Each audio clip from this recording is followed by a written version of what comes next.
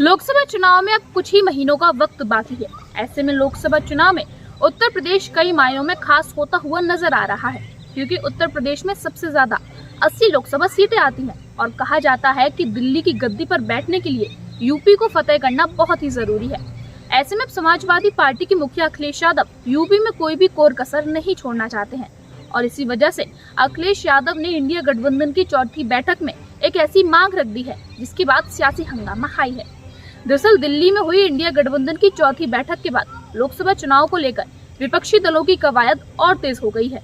जल्द ही सभी दलों के बीच सीट शेयरिंग को लेकर बातचीत शुरू हो जाएगी। माना जा रहा है कि गठबंधन में सीट के बंटवारे को लेकर राज्य स्तर पर बातचीत की जाएगी। ऐसे में समाजवादी पार्टी के राष्ट्रीय अध्यक्ष अखिलेश यादव चाहते हैं कि यूपी की कमान उनके हाथ में हो। उत्तर प्रदेश में समाजवादी पार्टी सबसे बड़ी विपक्षी पार्टी है। यूपी में सपा का जयंत चौधरी की राष्ट्रीय लोकदल, कांग्रेस, महान दल जैसे दलों के साथ गठजोड़ है।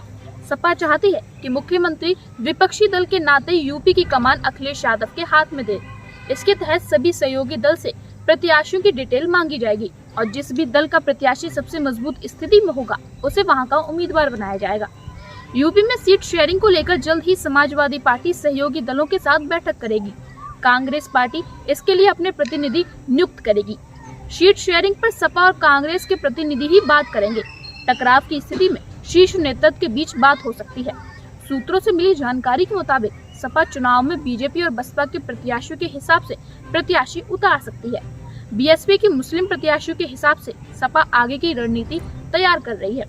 अखिलेश यादव नहीं चाहते कि बहुजन समाज पार्टी गठबंधन में शामिल हो, क्योंकि अगर बसपा भी गठबंधन में शामिल होगी तो सपा को बसपा के लिए भी सीटें छोड़नी पड़ेंगी।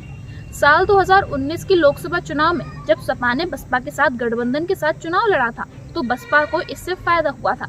बसपा ने 10 सीटों पर जीत हासिल की थी, जबकि सपा को सिर्फ 5 सीटों पर ही जीत मिल पाई थी। बसपा की एंट्री से सपा को अपनी अहमियत कम होने का खतरा है।